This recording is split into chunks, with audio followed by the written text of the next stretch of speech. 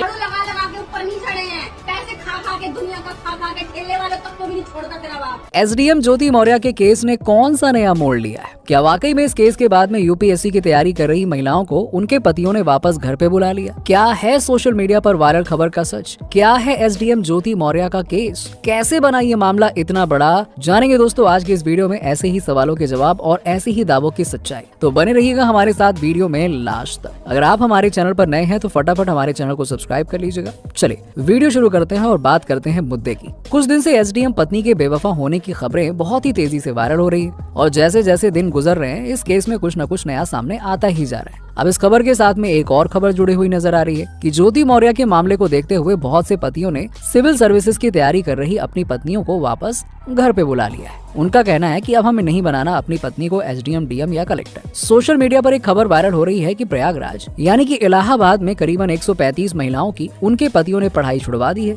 और पतियों ने ऐसा इसलिए किया है ताकि भविष्य में उनके साथ भी इस तरह का कुछ बवाल ना कटे। यही नहीं, सिर्फ इस तरह की खबर ही वायरल नहीं हो रही है बल्कि सोशल मीडिया पर भी कुछ महिलाओं ने इसी तरह के दावे किए हैं कि उनके पति ज्योति केस के बारे में सुनकर हैरान रह गए और उन्होंने उनकी पीएससी या फिर यूपीएससी की तैयारी छुड़वाकर उन्हें घर वापस बुला लिया है। बोले कि हमें नहीं बनना हीरा ठाकुर। हीरा ठाकुर क्या है? देखिए दोस्तों, ये अमिताभ बच्चन की मूवी सूर्यवंशम के किरदार का नाम था जिसे अमिताभ बच्चन ने निभाया था। और इस मूवी में हीरा ठाकुर खुद पढ़ा लिखा नहीं होता है लेकिन फिर भी बड़ी मेहनत करके अपनी पत्नी को पढ़ा लिखा कर अधिकारी बनवा देता है, जिसके बाद मूवी की हैप्पी एंडिंग हो जाती है। अब कुछ इसी तरह की कहानी है एक सफाई कर्मचारी की। सफाई कर्मचारी ने भी अपनी पत्नी को पढ़ाया लिखाया और उसकी पत्नी एसडीएम बन जाती है, लेकिन फिर पत्नी ने पति से कर दी बेवफाई, जिसके बाद पति ने खुद ऑनलाइन आकर सोशल मीडिया के जरिए अपनी कहानी बयान की, जिसके बाद उसका वीडियो सोशल मीडिया पर इतना वायरल हो गया कि अखबारों और टीवी चैनल्स की सुर्खियां बन गया। और अब इस मामले में 135 महिलाओं को उनके पतियों द्वारा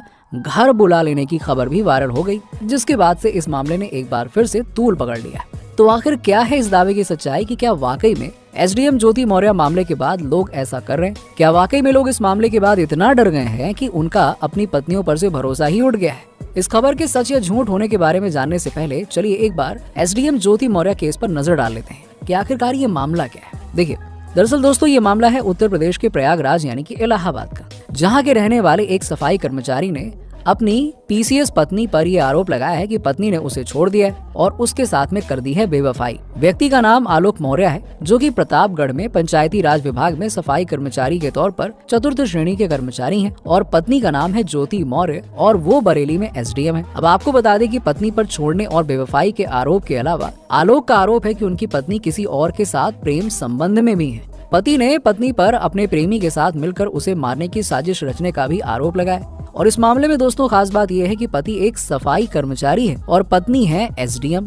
इसके अलावा पति ने ही पत्नी को पढ़ाया लिखाया भी है और साथ ही ये मामला बॉलीवुड की मूवी सूर्यवंशम की स्टोरी के जैसा लगता है, इसीलिए इस मामले की हर तरफ बहुत ज्यादा चर्चा हो रही है। वहीं दोस्तों एसडीएम पत्नी ज्योति मौर्य का इस मामले में क्या पक्ष है जरा ये भी जान लेते हैं। ज्योति की तरफ से आलोक और उसके घर वालों पर दहेज का केस भी दर्ज करवा दिया गया और साथ ही उसे बदनाम करने की और उसका उत्पीड़न करने की बात कही गई है और धूमनगंज थाने में मुकदमा दर्ज करवा दिया गया है। दरअसल ज्योति का इस मामले में आरोप ये है कि उन दोनों की अरेंज मैरिज हुई थी और आलोक के घर वालों ने शादी के वक्त सच्चाई छुपाकर और झूठ बोलकर शादी की थी। आलोक एक 4th श्रेणी का कर्मचारी है, ये सच न बताकर आलोक को ग्राम पंचायत अधिकारी बताया गया था। साथ ही दूसरे भाइयों को भी कहीं न कहीं अधिकारी बताया गया था, यानी कुल मिलाकर सभी भाई सरकारी कर्मचारी हैं और अधिकारी हैं ऐसा बताया गया था। इसी वजह से ज्योति के घर वालों को ये रिश्ता पसंद आ गया था और ज्योति ने भी शादी के लिए हाँ कह दिया था। लेकिन शादी के बाद सच सामने आया कि आलोक कोई अधिकारी नहीं है बल्कि एक सफाई कर्मचारी है और ज्योति का ये भी आरोप है कि आलोक ने उसका फोन ट्रेस करवाया है और उस पर गलत इल्जाम लगाए,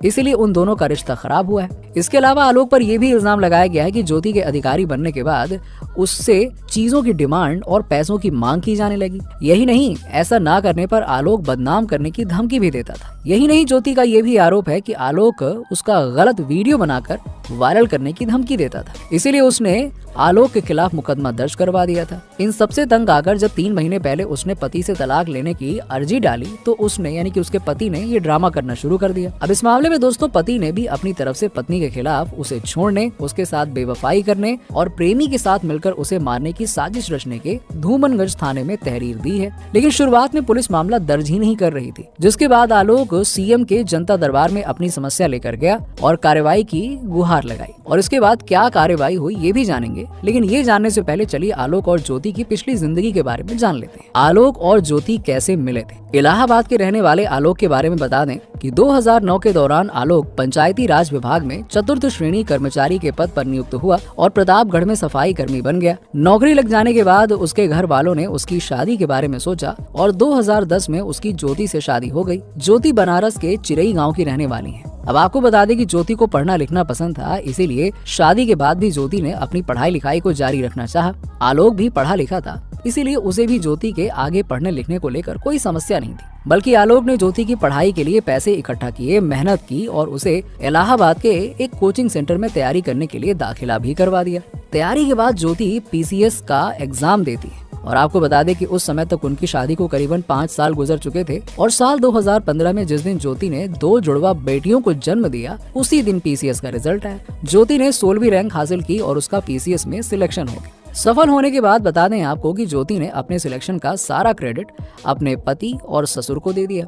सिलेक्शन के बाद ज्योति एक अधिकारी बन गई, जिसके बाद ज्योति जौनपुर, इलाहाबाद, कौशाम्बी, प्रतापगढ़ और लखनऊ में तैनात रही। फिलहाल की बात करें तो ज्योति बरेली में SDM है, होम गार्ड कमांडेंट के साथ प्रेम संबंध। अब आपको बता दें कि शादी के बाद और ज्योति के अधिकारी बनने के बाद भी करीबन 2020 तक दोनों की शादीशुदा जिंदगी बहुत अच्छी चल रही थी। यही नहीं, जब आलोक के पिता रिटायर हो गए और उन्हें जो पैसे मिले थे, उन पैसों से साल 2019 में धूमनगंज के इलावा में आलोक ने ज्योति के नाम से एक घर भी खरीद लिया था। अब जैसा कि हम सभी जानते हैं कि आजकल चाहे आम आदमी हो या खास आदमी, सोशल मीडिया हर किसी की जिंदगी का हिस्सा बन चुका है। यहाँ पर तो सोशल मीडिया पर तो लोग दोस्ती से लेकर शादियों तक के रिश्ते कायम कर लेते हैं। अब बात करें इस मामले की तो ज्योति भी सोशल मीडिया पर एक्टिव थी और साल 2020 के दौरान उनकी मुलाकात फेसबुक पर ही home guard commandant Manish Dubey से हुई। इसके बाद दोनों के बीच में अक्सर बातचीत होने लगी और फिर दोनों एक दूसरे को पसंद भी करने लगे। अब कहा जाता है कि सच तो छुपाए नहीं छुपता है, एक न एक दिन सामने आ ही जाता है और ठीक यहाँ भी ऐसा हुआ। मनीष के साथ बढ़ती नजदीकियों के चलते ज्योति का आलोक के प्रति रवैया बदलने लगा।